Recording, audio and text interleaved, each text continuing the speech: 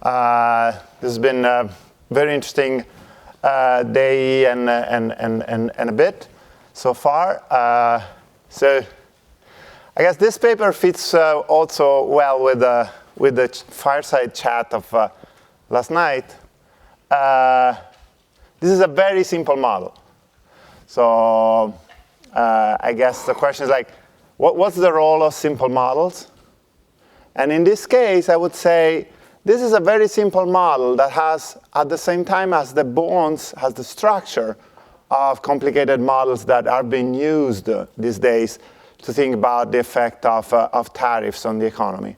So in this case, I see this as a simple model that can help just to understand what is the core intuition for some things that we see. There are complicated models, and there are complicated models that are used and calibrated to actually quantitatively figure out the effect of tariffs. And I think the role of a model like this is hopefully to build intuition for what are the fundamental forces, and also to think a little more about the optimal policy dimension, because the optimal policy dimension is even more complicated, because you have to think about what are the positive implications of your model, but also what is the menu of choices that the policymaker has in front of it, and how to choose optimally. And so what is the core trade-off that arises? So hopefully that's what our paper does.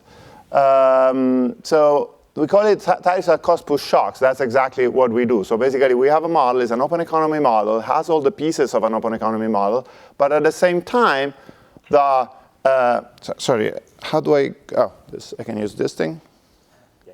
Oh, wonderful. Okay.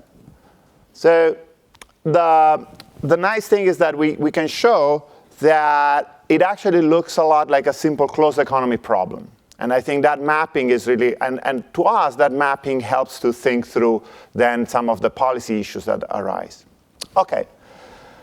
So tariffs, of course, have a long history. There's a long history of thinking about the effect of tariffs in international trade. And from the international trade perspective, the emphasis is on the distortions that they cause, on the fact that that we lose some gains from trade.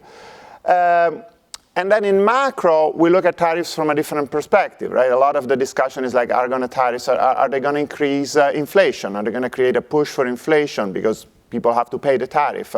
And are they going to change the path for natural output, for the path of output that is consistent with full employment? And so, in a sense, also what we try to do in this paper is to connect the two views and to show that actually there is a very clear connection between the kind of the distortion that you look at from a kind of micro trade perspective and the trade-offs that you face from the point of view of monetary policy. And so that's going to be what we do. And we do it, again, simplifying to the maximum. But simplifying it, the other thing is, like, of course, when you simplify, you can simplify in many different ways. You can decide what ingredients to keep and what ingredients to lose. And here, in a sense, we simplify in a way that is very different from the way that you can simplify. Actually, this is kind of fun, because Larry yesterday gave an intellectual history of how people think about tariffs, which is exactly kind of in a sense, like the first simplification is just to think about tariffs from an aggregate demand perspective. Okay? Tariffs, suddenly, they kill our demand for foreign goods, and they shift demand in favor of domestic goods. So the first way to think about tariffs is just they move aggregate demand towards domestic goods. So it's a kind of a positive aggregate demand shock. That was kind of the old Keynesian view, that maybe tariffs in some situations may be used by countries to shift demand in favor of demand. In a big depression, there may be a way of shifting spending towards us. Okay, so that's one way to simplify. And actually, we're going to completely kill that effect. And then there is a second way to think about it, which is Krugman had an early paper on tariffs saying, look, actually, tariffs can have an unintended effect on the exchange rate. In a flexible exchange rate environment, tariffs can cause our exchange rate to appreciate, and through that actually kill our exports, and actually could be more contractionary than expansionary. And again, that's a different way to cut at the problem. Like now you add the financial side, you add what happens to the exchange rate. And again, Larry was telling exactly that story. So here we cut it in a completely different way. Here we cut it in a way in which we make the economy almost look like a closed economy. So we kind of shut down some of this external balance effects. And we show that the effect is very, very similar to just a distortion showing up in your economy. And you'll see it when I do it, but I hope that now you appreciate it. Now, of course, then you can put back all the other pieces, and you can do the whole machine. And there are models that do the whole machine. Here we emphasize one piece. Okay, so that's the idea. Okay, go from open economy to a kind of analogous closed economy environment. There is a literature, there is a growing literature. So in a sense, after the Krugman paper that I just mentioned, this paper by Barattieri, Cacciatori, Ghironi was really an early paper that emphasized this idea that tariffs really have a contractionary force in them.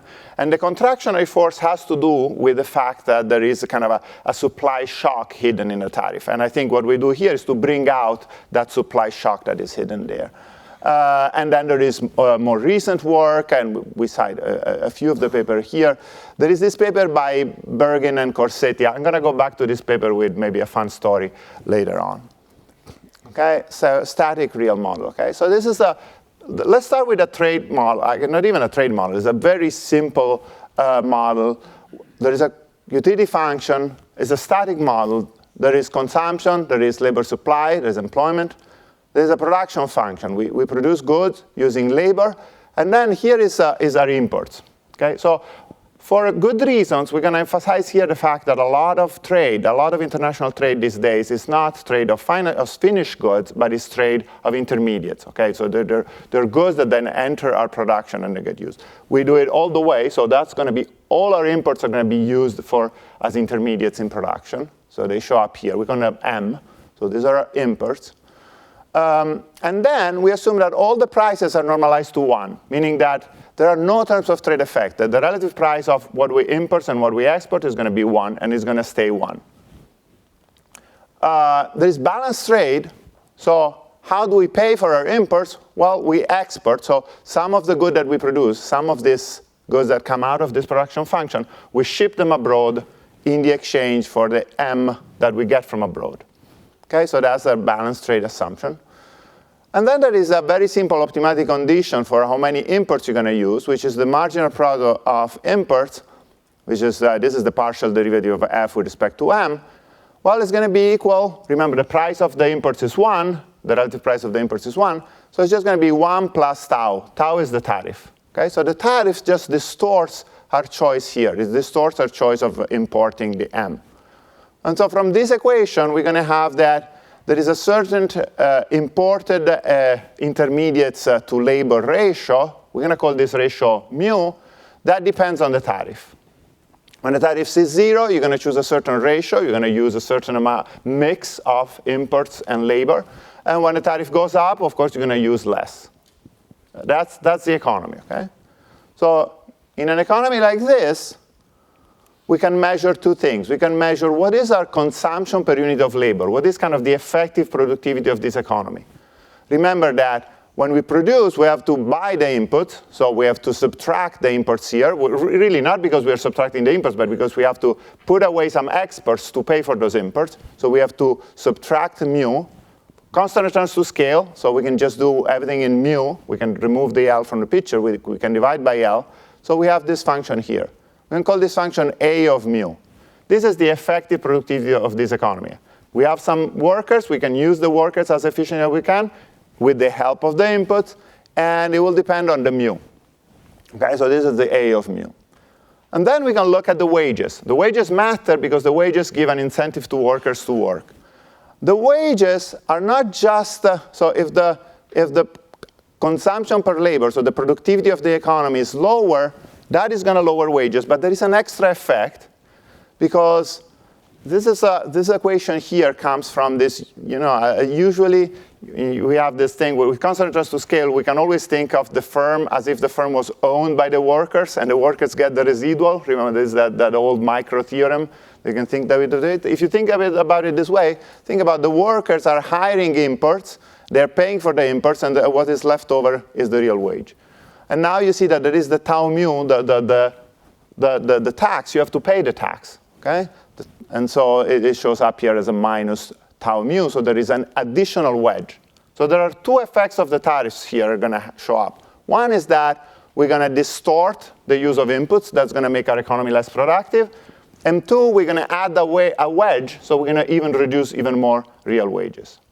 I have a picture for that. It's a very standard micro picture. Okay? This is production possibility for this economy. This is how much we work. The blue line, okay, is when there is zero tariffs. So zero tariffs, we can produce this, and then we're going to choose optimally this point here. When the tariff shows up, it has two effects. One effect is that it makes us less productive because we're getting less of the imported input. So it shifts down this curve, and we go from the blue line to the purple line. Now the feasibility set is smaller. But then on top of that, there is also the wedge. The real wage is not just equal to the slope of this, but is even lower because on top of this effect, there is the distortion that lowers the real wages. So we have a flatter thing. So we have an additional distortion because not only we are less productive, but also workers are going to choose on the slope of this thing. So we're going to end up at a place here where the indifference curve is intersecting the feasibility set instead of being tangent. And so we have two efficiency losses there. And we can actually do a little second-order approximation to welfare and have exactly what are the efficiency losses. And it's kind of nice, and I encourage you to go through the paper because this is kind of a nice, simple derivation that shows that they're really like two Harburger triangles.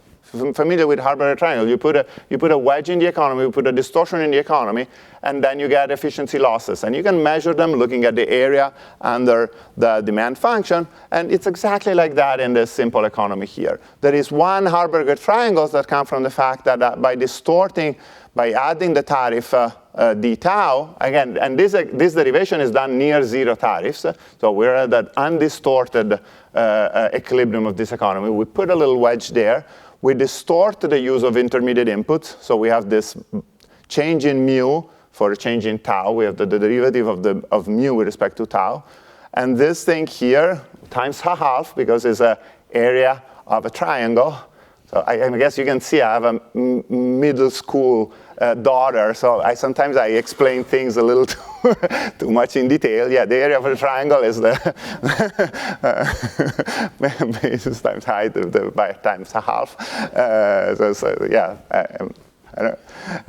So that's how we measure a triangle. And then you multiply by L. You multiply by L because there is a certain amount of workers in the economy, so that's how much the distortion matters. And then there is another triangle here is because of the distortion in the wage is going to cause people to work less. And so the second distortion has to do with the distortion to the kind of labor supply decision. Good. Now, okay, so this doesn't sound like monetary policy at all. What am I doing at the ECB, teaching you micro? Let's do a monetary model, and let's do a new Keynesian model, simple new Keynesian model, exactly with the same bones of that simple example. So it's going to be the same, but now it's going to be dynamic. It's going to be in continuous time just to make things kind of cleaner in some derivations. So exactly the same preferences, exactly the same production function, but now this production function is producing our usual differentiated goods with monopolistic competition, Dixit-Stiglitz, Calvo pricing, all the pieces that are familiar in a monetary model. But everything else is the same. Okay, so varieties and so on. And also we keep that assumption of balanced trade. That is going to make our life easy. So again, closed capital account. So we produce stuff, we import stuff, and we consume the rest. And then we do the same exercise. Now we do the same shock. We start at an economy with zero tariff. There is no distortion in this economy. And the central bank can happily deliver zero inflation and output equal to the efficient level. So we are a divine coincidence. Here we have the dad of the divine coincidence. So it works here. Then we're going to put the shock tau, okay? And let's make it permanent. So there is a permanent tariff. And then after, so it's an unexpected shock, it happens, and then from then on we know it. This economy with this tariff shock looks exactly identical to a closed economy in which you put a supply shock in the Phillips curve. So there is a Phillips curve in the economy. So now represent this economy in log deviations from the initial steady state. There is a forward-looking Phillips curve. This is the continuous time version, but you can see the pieces are the same. Okay, there is inflation. There is this kind of piece here, which is kind of the marginal cost piece. And then there is the pi dot, which is kind of the expected inflation tomorrow. And then you see here there is an epsilon. Okay, there is a shock here that basically shifts up the Phillips curve. So it's a positive shift of the Phillips curve in the space of output and pi. But the important thing, the crucial observation here is that is a shift of the Phillips curve, but the efficient level of output is still at 0. It's still at the original steady state. Okay, so we have shifted the Phillips curve. Now the menu of inflation and output that you can reach is up here. But from a welfare perspective, the optimal output, the output that its first best efficient is still at 0. So that means that you can no longer have divine coincidence in the sense that you can no longer achieve the first best efficient level of output and reach 0 inflation. Try to put y to 0 here. The epsilon is positive. You're not going to get 0 inflation. So the menu for the central banker just got worse. Okay, so that's the problem. And then the central banker, you would like to get y equal to 0 and pi equal to 0. We can do the second order approximation to the welfare function as we usually do. It's the usual quadratic approximation. We would still like to stay at y0, pi 0. We would like to stay at the initial steady state with 0 inflation distortion. It's just we can't. Because of the epsilon, we cannot do it. Okay, and then we can do the optimal thing. And we can ask what is the optimal response of the central bank. Okay, so let's do that. And it's going to look like this. So output, this dotted line here, is what happens to the output that is consistent with 0 inflation. So to the flexible price output. So the flexible price output goes down. There is a distortion in the economy. So again, there is two distortions really hidden in the economy. There is the labor wedge, and there is the distortion in productivity. Both things bring down the level of output that is consistent with flexible prices. The efficient level of output is still at 0. If there were no tariffs, we would be happy to stay at 0. But because of the tariff, if we want to get 0 inflation, we have to go down here. So it's feasible to get 0 inflation. So it would be feasible to just accept that the path for output has to be lower. Just jump down here. The central bank could choose that path. The central bank could choose to have a contraction in output permanent from here on and get a 0 inflation path. It's not the optimal thing to do. The optimal thing to do is to go there gradually. The optimal thing to do is to adjust to the lower flexible price level of output with this kind of gradual path and accept some higher inflation in the meantime. Okay? And actually, in the model simple like this, we can actually characterize analytically these two paths and have exactly the analytical solution. Okay. So the observation I wanted to make about Bergin and Corsetti is kind of funny because the problem we are solving here, of course, is a problem in which the government is doing something stupid that lowers efficiency in the economy, and then the central bank has to react optimally. Now, usually the literature on optimal policy traditionally takes the view, okay, we have a planner who's trying to optimize on every possible margin. We try to do the optimal thing, and then we look for the taxes and the monetary policy that implements that. And this was so ingrained in our way of thinking about optimal policy that when Giancarlo was writing his paper, he had a section saying, what if a fiscal authority does something wrong, like adding tariffs, and then the monetary authority is doing optimal policy? And apparently the referee said, well, that's a weird exercise. Why would the fiscal policy do something stupid, and then the central bank has to fix it? So they actually take it out of the paper. But Giancarlo was actually a much wiser man. He saw in the future. So that, unfortunately, is the word of Jay Powell. So that's why we do the exercise this way, and this is the outcome. Good. Now we can dig a little deeper because the model is so simple, and so we can actually look at it from different perspectives. So the first perspective was just to say, okay, believe me, the structure of the model is such that I can take away the tau, take away all those pieces, and just represent it as if it was a cost push shock. But what is going on under the hood? Let's go under the hood and see what's going on really. What is going on is we can really look at nominal marginal cost. We know that those are fundamental forces that drive inflation in these economies. So what is the nominal marginal cost for the firms in this economy? Well, there's going to be a labor share times what happens to the wages, to nominal wages, and there is a input share times what happens to the price of imported inputs. And we see here that the tau here is showing up immediately because when you pay for the inputs, you have to pay for the tariff. Okay? So this tau here is the tariff. Okay? And then this is the endogenous price of the imported inputs in domestic currency. So the initial impulse is exactly that this tau goes up. So the model is consistent with a completely traditional interpretation that we see on the newspaper every day. The tariffs are going to increase the price of imported inputs, and that's going to push up marginal costs, and that's why firms have to react. They have to pass it through to consumers at some rate, and that's exactly what's happening in the model. So you can write the Phillips curve this way. You can put this marginal cost here.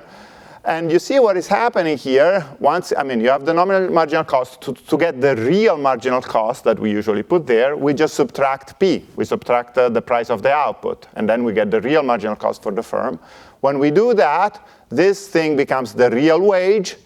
And because of the fact that, again, there is no terms of trade, so the price of the inputs and the outputs nominally stay the same, here we only have the tariff. And so now you see that the Phillips curve is driven by two forces. The tariff that tends to push up a real marginal cost, and then if real wages drop, if we make real wages, if the workers absorb the cost, then firms are exactly happy and we stay at zero, we have zero inflation. But that's what we need to do. Okay? The tariff is increasing the cost for the businesses. If we want to keep the business from raising prices, workers have to accept the loss so that to keep the marginal cost exactly at zero.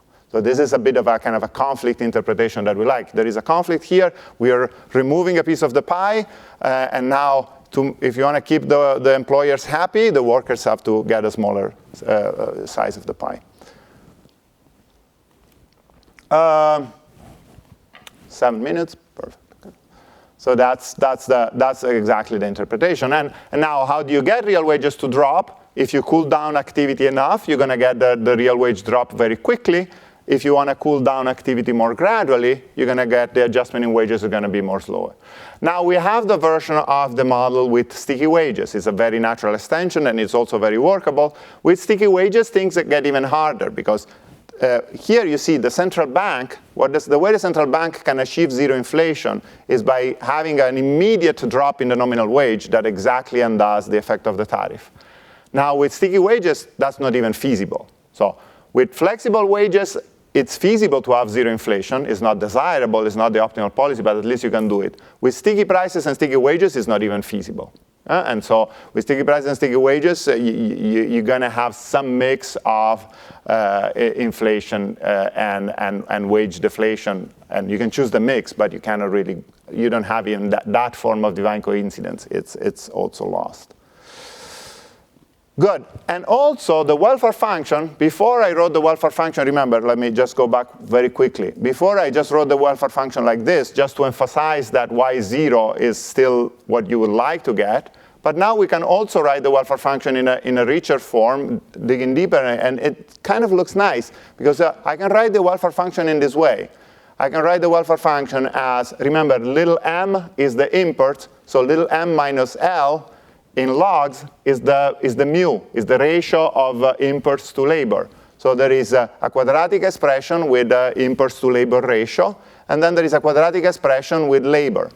And you see, these are exactly the two inefficiencies that I was emphasizing in the simple micro model. There is an inefficiency to do with the fact that we're using less inputs per labor, and there is an inefficiency that has to do with the fact that labor is moving away from its efficient level, the labor wedge piece. And both pieces show up in the central bank objective function, but there is another piece, which is the inflation distortion, because of course, this is now a sticky price model, so inflation is also costly there. And that's the problem, is that you cannot set all these things to zero. You cannot stay at the initial allocation and get zero inflation. You can try to stay close to the initial allocation, and that's going to produce inflation.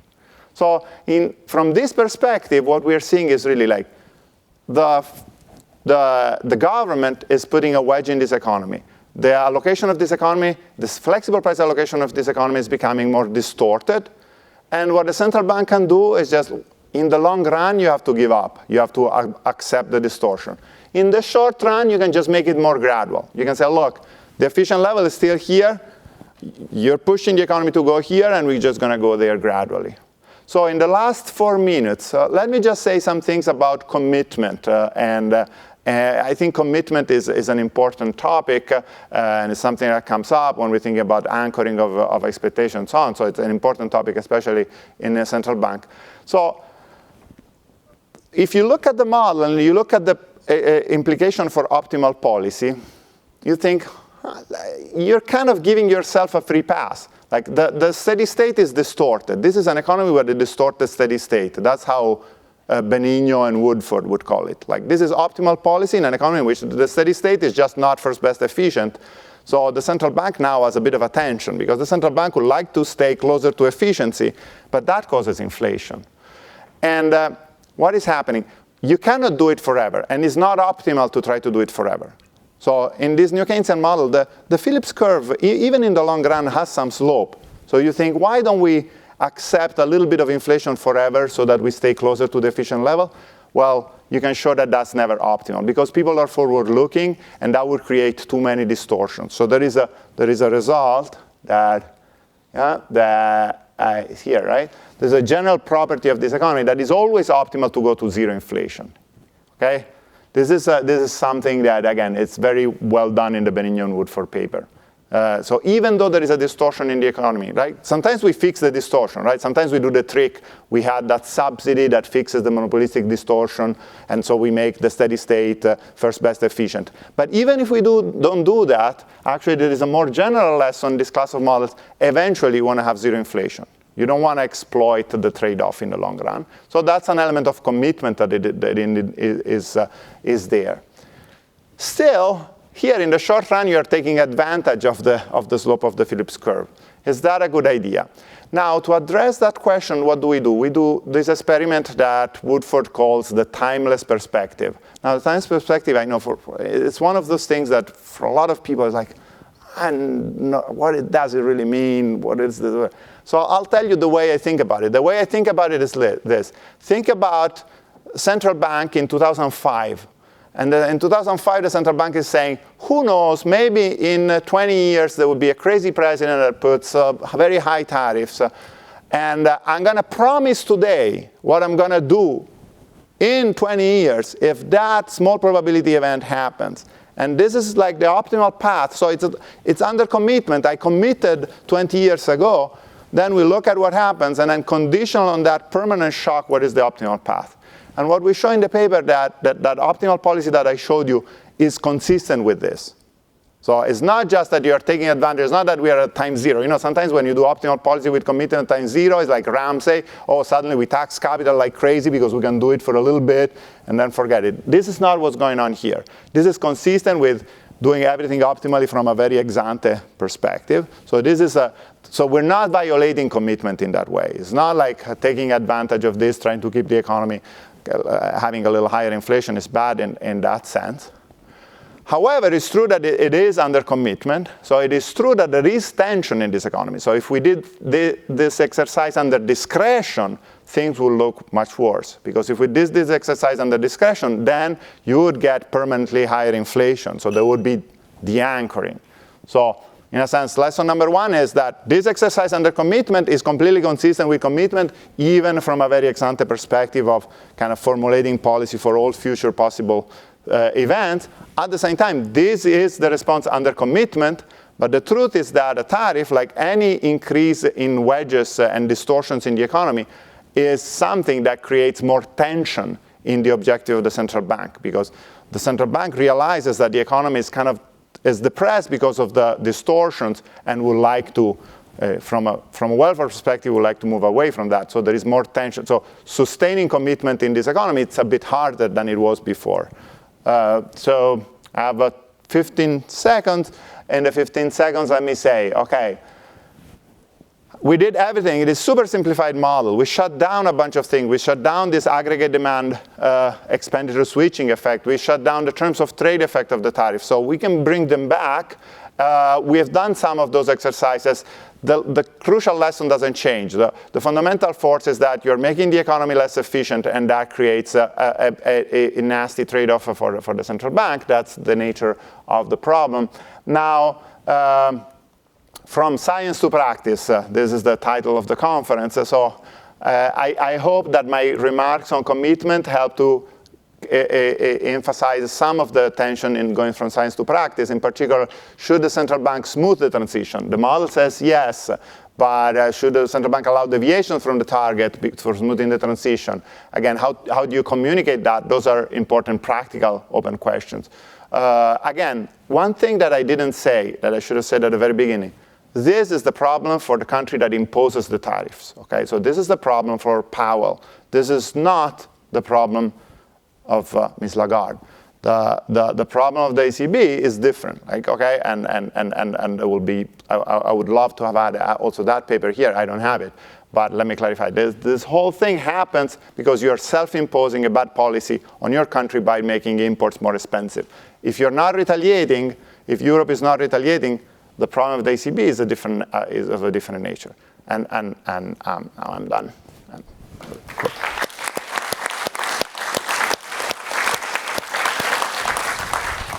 Thanks very much. The discussant is Kurtman. Okay, thank you very much for inviting me here. It's been a great conference so far, and I think it's a very nice session to follow on the fireside chat. We started off with monster equations, and now we have kind of distilling models to the key elements, and so it's been kind of a nice session to follow that. So I'm going to give a kind of a brief overview. Guido did a great job, so I don't think I need to say so much, and then I'm going to kind of make kind of some simple comments to think about the results that they get. So, really they want to understand, if you have this fiscal authority that's going to impose some tariffs, how should monetary policy optimally respond? And they get this very nice equivalence result that that the tariff looks like a cost push shock in a closed economy, that you get this relative kind of reduction in productivity, which is zero to first order, but then you get this labor wedge, which is not zero to first order. And essentially that the optimal monetary policy is you want to smooth quantities and to accommodate temporarily. So I think the paper is very nice. It's, kind of like we've been talking about, it is distilling the model down to its essence and thinking about answering the question. So that's not usually what I do in my research. So I wanted to think about, what happens if we kind of change maybe some simple assumptions in this model of how the answer might be different. Like I said, I think it's very useful to kind of connect this to the standard New Keynesian paradigm, kind of like we were talking about the fireside chat yesterday. One downside, kind of my view, is that in NK, fiscal policy is just out usually. We don't think about it at all. But tariff it's a fiscal shock that generates revenue, and thinking about what the government does with it, I think, is kind of a very natural thing to think about when we want to think about responding to the shock. And in kind of my work and the work of Ben, really we think in the Hank literature, it's super important how resources get redistributed in response to shocks. And at the end of the day, like Ivan, one of the co-authors of this paper, has work that says, well, if there's no relative redistribution, then Hank and rank are basically the same. You don't need to look at it. And so to the extent that you're going to get redistribution across people, that could be very important. Now, I'm not going to go down to Hank. I'm just going to think about, even in a representative agent model, if we kind of change the redistribution of resources, how things might change. So the assumption in this paper, which is, typically in NK, we just assume everything is done lump sum because lump sum's non-distortionary, and that makes things very easy. But what if we just change that assumption in their very simple model? So here, I'm going to start off with just the static model, because what I'm going to kind of say holds in the static model, and also then going forward to the dynamic model. Remember here we have kind of this nice formulation where consumption kind of just depends on this productivity, which depends on kind of the consumption or the import, how you have imports relative to labor. And so the workers are essentially going to be consuming all of output, and they get again this kind of first order labor wedge that they have, which is going to end up driving the policy response that they get. So now let's think about kind of two tweaks. The first one I don't even really think is necessarily a tweak, but let's just assume that preferences satisfy balanced growth. So King plus or Ribello, the idea that in the long run we have income and substitution effects cancel. I mean, essentially in macro, that's what everyone assumes when they write down models. And then let's just assume that governments are going to eat the tariff revenue. So I haven't received any lump sum rebate from the Trump administration yet. So who knows what's going to happen with the resources. So let's just assume that they put them into G. What changes? Well, the only change kind of in terms of the equations is that now C is equal to W times L, not A times L. Because essentially A times L is going to be the labor share plus this rebated tariffs. So what does this mean for labor supply, right? So the wage times marginal utility consumption is minus marginal utility of labor. Now, of course, in balanced growth, right, we want that consumption is growing constantly over time, and the wage is constantly growing over time, but hours stay fixed. So here, if you kind of plug in W times L into the first order condition, you get again that the labor supply is going to be independent of the wage, and what you're going to get is that labor supply is actually going to be constant in response to this shock. So because income substitution effects are reacting to cancel, you're poorer so you'd like to work more, but the wage is lower, so you'd like to work less, and so in the end you get that labor is going to be constant. So what does that mean in the context of the static model with KPR and with no rebate? Well, the wage is still going to adjust to make the firms happy to produce at the price kind of fixed at 1. But now labor supply is going to be constant. And so there's no first order distortion coming from the wage. So there's no labor wedge. Essentially, the only distortion is going to be coming from productivity, which is still going to be 0 to first order. And essentially, all that you're getting is a redistribution, because you have a kind of a negative productivity shock, and a redistribution from private to government consumption. So, the one way to see it is that, in their setup, the reduction in labor supply is really coming from an income effect, because the government is giving you some transfers from the tariff revenue, not, coming from the fact that you have this distortion in the wage. So, if you just kind of tweak the redistribution slightly in the simple model, then the tariff is going to act like a pure negative productivity shock. It's essentially just going to be a shift in of the PPF without a labor wedge. So, kind of what about in the dynamic model? So, the dynamic model, they have McCurdy preferences, so they already satisfy KPR. Let's again just think about the same assumption as before, where consumption is just going to be equal to the wage bill. That requires that the government eats the tariff revenue, also kind of dividends in the background. You could assume that there's other people in the model that aren't supplying labor that would eat the dividends. We know that kind of profits, who owns kind of assets in the world is much more concentrated than the representative agent model would suggest. So that I don't think that's such a crazy assumption. But in the static model, then that means that the workers, again, they're going to have that income and substitution effects cancel, and so that means that labor supply is going to be constant in response to the shock. So essentially, if you kind of take the equations that Guido had gone through, they had this labor supply condition, and you basically just drop that equation and set the deviation in labor to 0. So what does that mean? If you think about if we had flexible prices, well, if labor is fixed at the steady state level, then that just means that the flex price wage has to fall in order to absorb the tariff cost. And so you can, again, this is working through his equations, you get that the wage is going to fall depending on the relative shares between labor and imports. And essentially what that means is firms are going to use fewer imports, and it's just going to look like a negative productivity shock. And so kind of the natural rate of output is going to fall just kind of depending on what the level of imports was. So what does that mean for the optimal monetary policy response? Well, again, labor supply is still going to be constant, and here tariffs are going to just act like a negative TFP shock. And imports are going to fall. We'd like them kind of to fall to the natural rate. But as in the static model, here then you still don't get a labor wedge. So there's no labor wedge to correct. There's just the productivity effect. And so then we're kind of back in the divine coincidence world, because if it's just a productivity shock, then you should fully accommodate the shock. Basically, you'd like to get to the flex price outcome as quickly as possible with zero inflation. And so you could have a one-time jump immediately to the new price level, to the permanently lower level of output. That would be the optimal thing to do. So you kind of want a burst of inflation to get this one-time rise. So this is kind of to say that in rank, what you do with the resources from the tariff shock. I mean, the central bank should be paying attention to what's happening to the money that they get, because that's going to affect kind of what you want to do. Of course, flexible wages is a crazy assumption. I mean, if we're anything, I mean, flex prices and sticky wages is, I think, a much better representation of the world than kind of the opposite. With sticky wages, now it's going to look like a TFP stock with sticky wages. The bank coincidence is going to fail, kind of as we know. So monetary policy is still going to involve a trade-off. And I didn't work that fully out, but I think again, you can think about that. Probably it's going to be similar to kind of what they have in the paper, that you're going to want to have some type of accommodation because we're not going to be able to jump kind of immediately to the flex price outcome. So, just to kind of wrap up, I think this is like a super nice paper. This is like, exactly the kind of thing that, you could put on like the exam for a first year PhD class to have people work out. I mean, it's super clean. It really kind of distills the question, shutting down lots of things that we've also talked about, kind of distilling the trade-offs that the central bank is going to face in response to the tariff shocks. And I think that, also it's clearly a highly relevant topic where, right now we're bridging science and practice to see what people are going to do.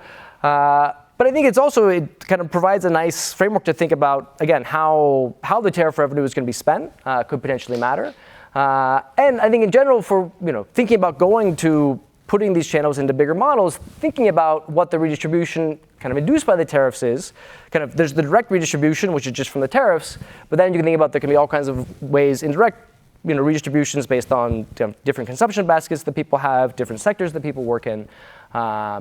So if you think about in a rank model, if what you do kind of with this revenue can matter, if you can imagine going to something more kind of full-blown with Hank, kind of the incidence of these shocks, this exposure could matter a lot for what the optimal monetary policy or kind of what we want to do to accommodate the shock. So I will end there.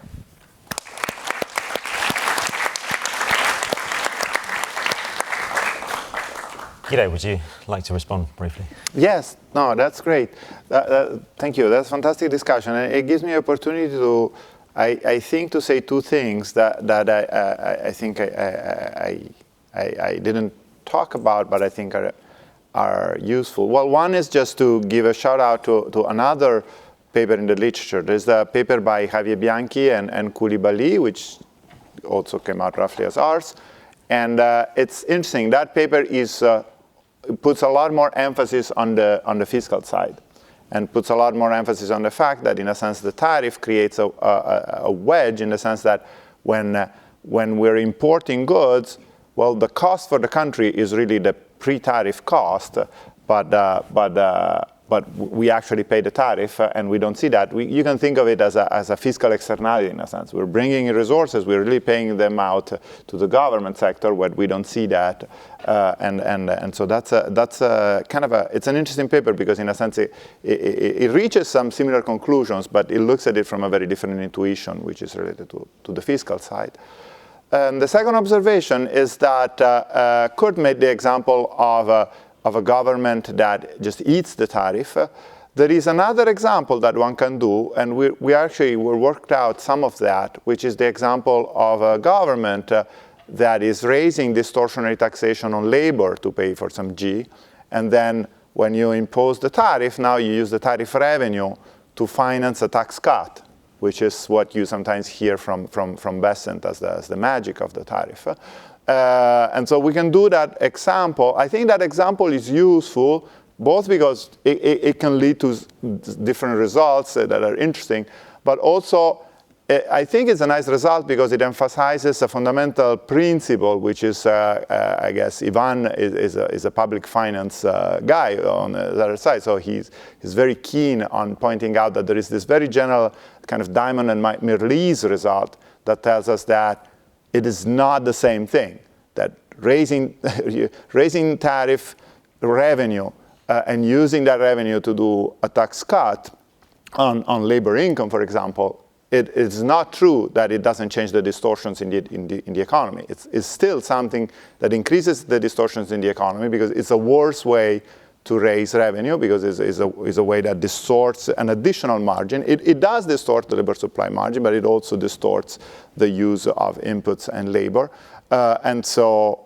And actually that we have worked out, it still causes the loss in efficiency due to the lower A, what I call lower A, and it still causes a trade-off. So that's, and it causes welfare losses, most importantly. So that's the second observation I wanted to make. Thanks. Let's open up for a couple of questions. First, Larry, over here.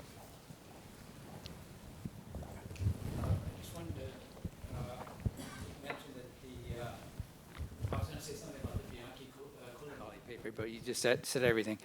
So I wanted to say something else, which has to do with, which Bianchi-Coulibaly also don't look at. I mean, it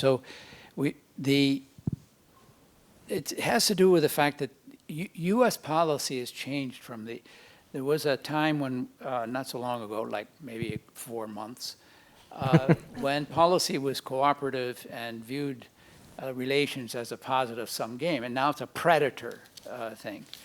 Now, going back, if we go all the way back to Harry Johnson in 1958, who talks about tariffs, he talks about a wedge in tariffs, but it's a wedge that a predator likes. In particular, what the tariff does, in effect, allows your consumers who are dealing with foreigners in a kind of an atomistic competitive way to, by reducing demand, it allows them to become monopsonistic. And so you create a wedge vis-a-vis the rest of the world. This is very much emphasized by the federal government. They're going to pay for the tariff. Everybody laughs about that, but there's an element of truth in it. So I'm wondering if you ask, you're talking about always the tariffs are going up or are bad. Bianchi-Coulibaly also, they say they're, but actually from a predator perspective, a country improves its terms of trade relative to the others, and the citizens of the country benefit, although the citizens of other countries lose. Now, I don't know how, it may be that the wedges you're talking about are bigger or smaller than, I don't know. No, let's just see if there's anyone else that wanted to ask a question. Let's take that one last question at the back, and then we'll go back to Guido. Thanks. Thanks very much for the nice presentation and discussion. I was just wondering, it's a unilateral tariff in your model, and it looks a lot like a bilateral tariff in a let's say symmetric two-country model. I was just wondering whether there's some sort of equivalence there. So perfect. Actually, this is good because the two questions are actually closely related. So observation number one. Because we do the exercise in an economy that cannot change the terms of trade by construction, we don't have the effect that Larry was mentioning. Now, of course, for a large economy like the US, that is not a good assumption. So for a large economy like the US, there's going to be positive terms of trade effect. And so it's true, a tariff, especially if we start from zero tariffs. So we start from an undistorted equilibrium, and we put a bit of a tariff. The first observation is that actually all the welfare losses I described are second order. The benefit from improving your terms of trade is first order. So actually we know, even in theory, that a small tariff, well now I don't know if the tariffs we're seeing are small, but we know that a small tariff starting from zero trade, is, as you say, from a predatory point of view, so from a unilateral perspective, it's actually welfare improving because you see immediately there is second order things and there is one first order thing. So if you make it small enough, it's a parabola. You're gonna go up. So yeah, that is it's an important observation. Now the interesting observation from a monetary policy perspective, the trade-off is still there.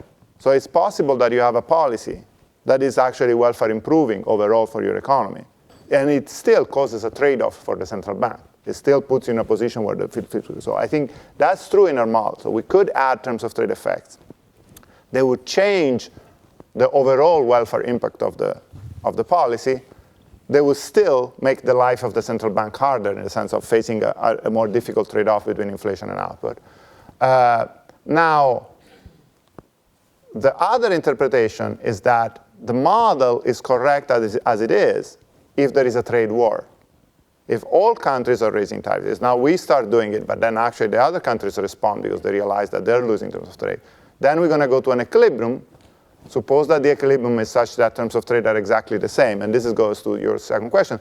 Then all countries in the world are going to be exactly in the same position. So if we go from a non-predatory world in which we all do free trade to a predatory world in which we are all trying to exploit our terms of trade, and now we all try to play the same game, then we go to a Nash equilibrium in which we are actually then all worse off And then and central banks have a harder job, but also everybody's worse off.